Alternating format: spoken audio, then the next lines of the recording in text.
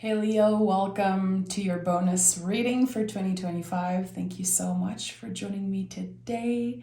I'm going to dive right into your session and I'm going to pick the general energy as always. So let me take a deep breath.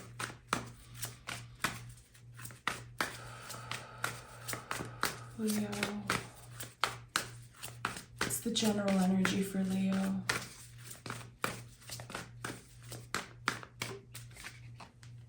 And we have the Temperance card. So I'm always happy to see this energy come up in any reading, in any situation, because there's something very positive about this card. Always, it's connected to Sagittarius, it's connected to Jupiter, and there's the sense of moving forward. When I see this energy, I think about an arrow. It's moving fast, and it's, yes, positive, because it's this moment of clarity that comes up when we realize I have transmuted something dark, something negative into something beautiful. Something that, again, I use the word positive and I don't do this a lot. It's not a word I use a lot here on the channel or, whenever I'm using the tarot, but the Temperance card is the light at the end of the tunnel. It really is it. We are aligned, mind, body, soul, and we are becoming the alchemists of our lives. So in 2025, there's this moment, again, of clarity where you accept something that happened, a darker time in your life, a more challenging event in some way. There's the acceptance and there's the understanding that you have transmuted this energy into something beneficial for you. And the angel on this card to me is a symbol of how kind of miraculous this haul feels, like kind of destined. It's such a beautiful energy. It really is. Honestly, every day of my life, I try to embody the energy of the Temperance card. It's always welcomed in my life. So seeing it for you as like an overall theme for 2025, it's very exciting. Very exciting. Okay. 3 of Wands. So this is it. Something begins for you this year. It feels like when you're going to be looking back on whatever is happening now in the next few months, there'll be the understanding of this is where it all began for me. A leap of faith is associated with the 3 of Wands always, because we're aligned, mind, body, soul. We understand that we have everything that we need to change our lives in some way. I don't know why this is coming up so strongly, but it feels like there's a lot of Leo who are ready to change a lot about their lives. It could be your behavior. It could be that you kind of hit a wall at one point and you were like, okay, I need to make a drastic change. And the 3 of Wands is like taking a chance on something, saying, let's go, let's do this. I know I can trust myself. Again, I have everything that I need to move forward, but I still don't know where this is going to lead me. You might not be 100% sure right now if the decisions that you're making are going to end up being something good for you. That's the thing with the Temperance card and also the 3 of Wands. It's always for a greater good. Always. We have the 6 of Swords. So this confirms that you've been through a lot of ups and downs in the past few years. Whenever we see the 6 of Swords, there is a story that comes before that is painful in some way. So moving on to calmer waters, but again, the sense of transmuting the energy, all the swords are coming with you in this new era, and they're not weighting down the boat in any way. So whatever felt like a problem, whatever felt like it was holding you back, is a tool now for you. Your understanding, your clarity is just changing in some way. There's something that you weren't able to perceive, I would say, since 2020. And now it's right in your face. You understand the potential. You understand that there's no limit to what you can achieve. Definitely, this is the end of limitations for you. And there is something that you are mastering. There's something that you are mastering. And it's not just like an ability, like physically. I think there's something mentally that you are mastering. Four of Pentacles. So it could definitely be connected to your boundaries in some way. For all fours in the tarot are connected to our boundaries, but this is really about the limitations of the body and body wisdom. Trusting that our vessel will intuitively guide us exactly where we need to be. You know, our bodies are so wise and so intelligent, and sometimes we don't listen. And it's a decision that we make time and time again to not listen to what our body is telling us. And here it's like no more. So with the Four of Pentacles, you're grounded, very much grounded and ready to ascend as high as possible. You know, we can only ascend as deeply as we are rooted. And there's something here that says, this is the time for me to take action on something, to finally realize my dreams. And the perception shift here, I think it's about time. There's no time limit to success. There's no time limit to healing, to understanding who we are. I don't care how old you consider yourself, and sometimes it's how young, you know. There's also limits of the mind there, like you're too young to do something. It's too early. It's not the time. And on the other side, the limitations of society also, like, well, you're too old to get this now. It's too late. You should have done this when you were 20 years old. I think that you're done limiting yourself. Because yes, there's the perception, there's the stories of society limiting us. But you're taking control, taking back control of your own narrative, taking back control of your own life in 2025. There's going to be this moment of waking up, feeling like, okay, I was kind of asleep this whole time, or I really started to believe that those limitations were real. No, they weren't. The Devil card is here. The Devil card is all about identifying the chains of old beliefs. It's a card that speaks of also our relationship to authority and the sense of, okay, I was always told certain things. It became real. So when you see this card, and when you look at the word devil, which spelled backward is lived, we identify the way in which we have been living our life backwards. This is what you're doing. This is exactly what I've been telling you since I picked the Temperance card. Reclaiming something about your own life. You are the one in control now, Leo. You are the one in control. Your fear is not in the driver's seat anymore. And the Star card is at the heart of this reading. And look who's at the bottom here. So the Star card, of course, is the deepest healing energy in the tarot. And this card always felt like Mary Poppins in some way. Like it will show up in your life when you need it most. It will do its job. It will free you from something. And then it's gone. And eventually you will revisit this energy. And the Star card is guiding us in some way, in the right direction.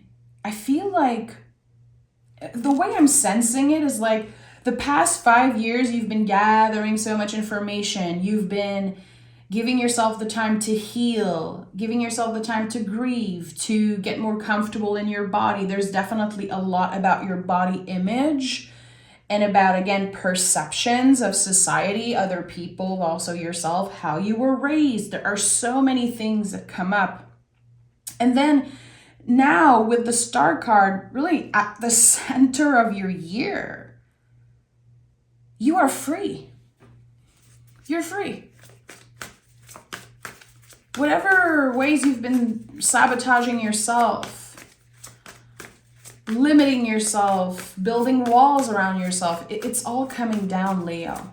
It's all coming down. Is it easy? No. I know I make it sound like it's just so sweet and so easy and so comfortable, but it's not. Because I have a very uplifting way of talking, and I'm just like that. That's how I talk always in my life. My speech is more positive, but I think that it's a shame when we just look at the surface of things.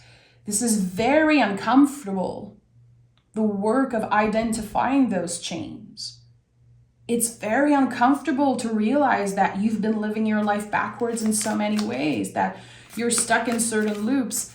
It wasn't easy for you, Leo. And you make it look easy. You're one of the zodiac sign that just makes everything look easy. And I think that people sometimes can confuse your self-confidence with just this, oh, it's not challenging for me. I don't need support. I don't need help. I'm totally fine. There's this facade of Leo that kind of makes you look like you're always okay.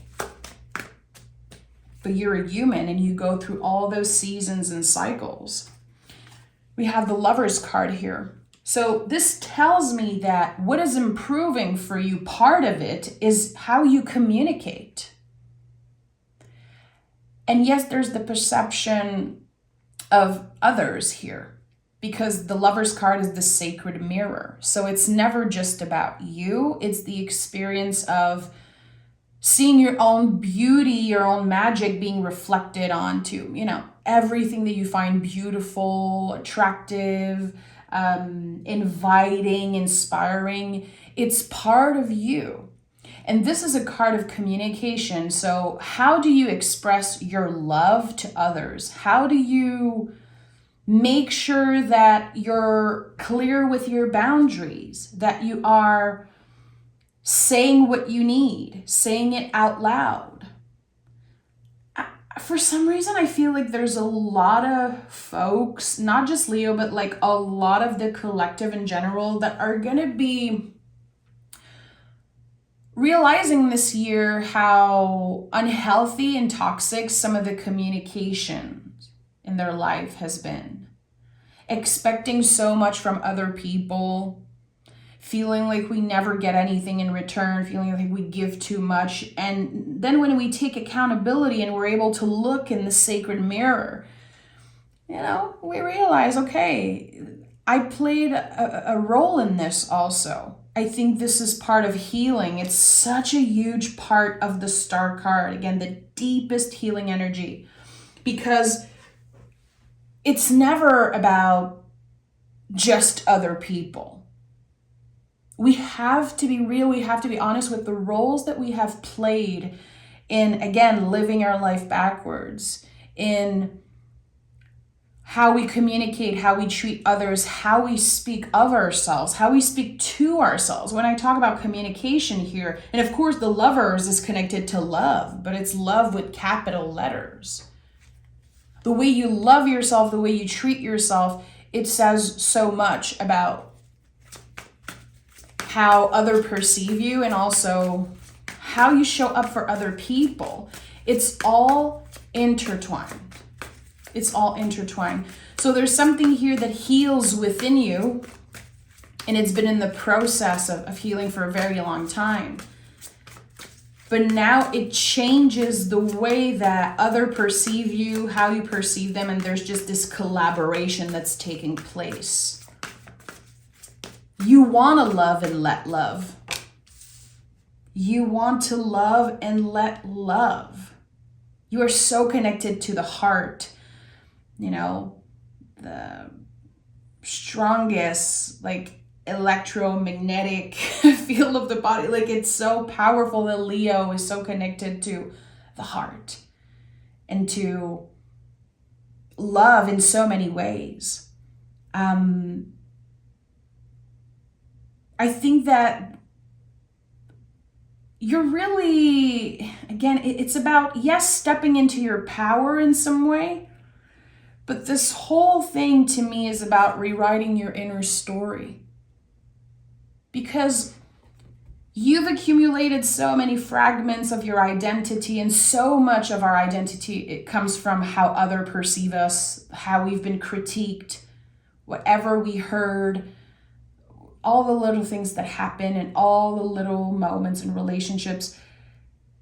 This is it. There's a new beginning here. And I think that this is the beginning of something truly life-changing, but it's a personal process, a deeply, deeply personal experience. And how you experience life personally is going to be reflected in the world around you.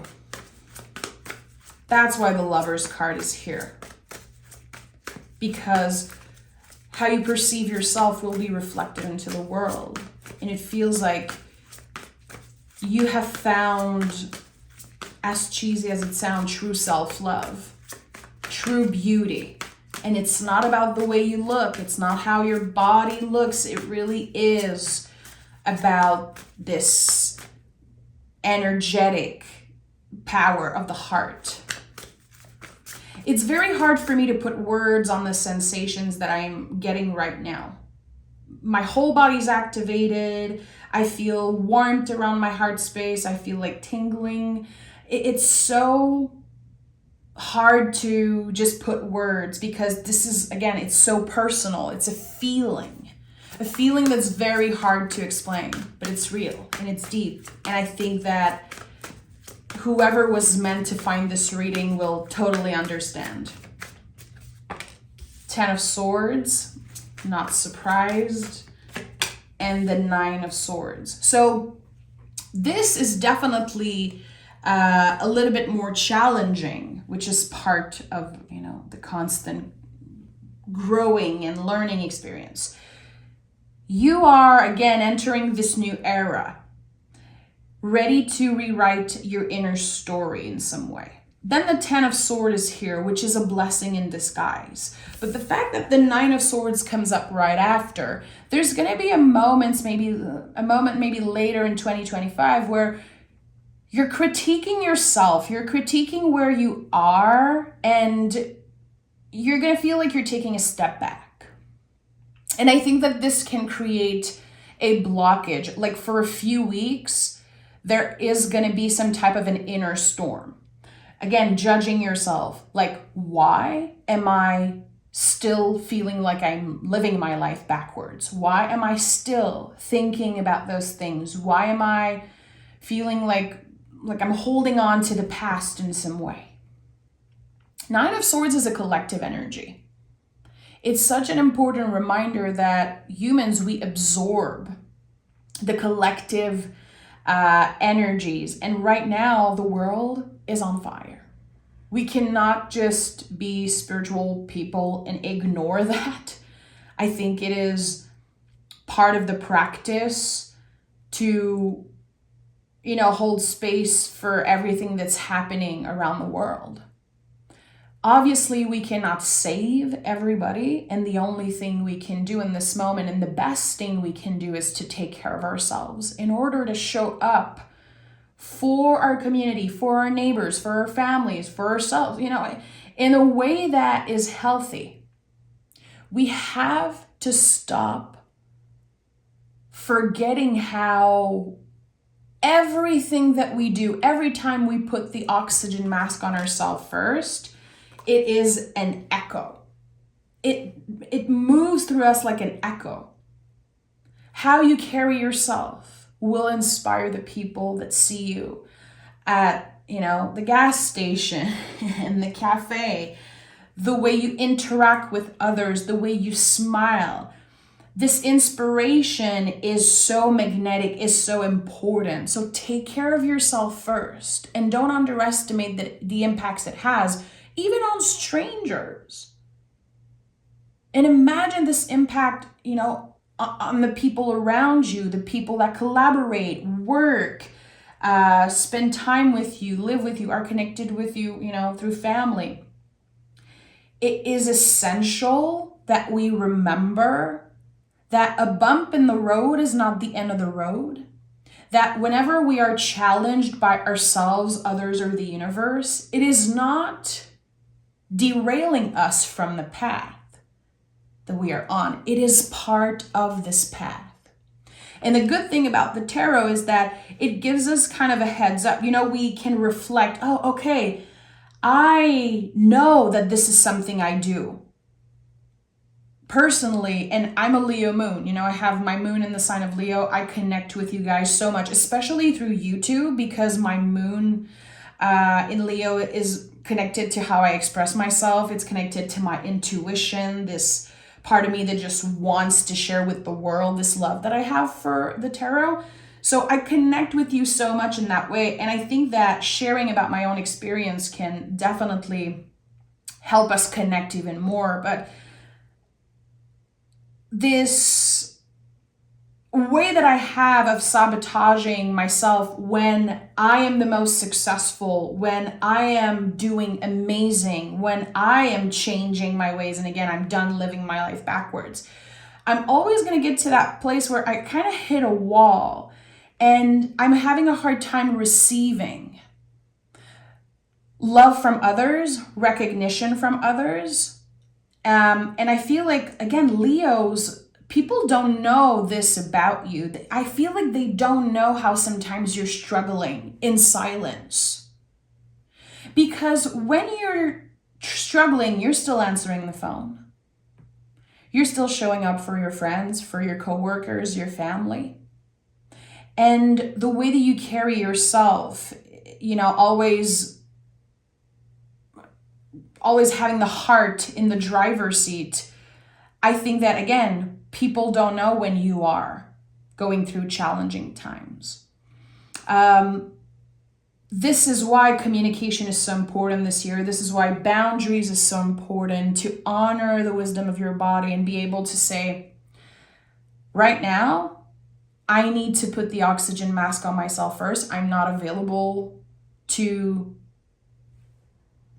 do something for you right now, or I'm not available to answer the phone before 9 a.m., before 10 a.m. That's just an example. But I feel like to be clear with how you feel, what's going on, and opening a little bit more, letting the walls come down and really showing that side of you that is vulnerable and beautiful. It's part of you.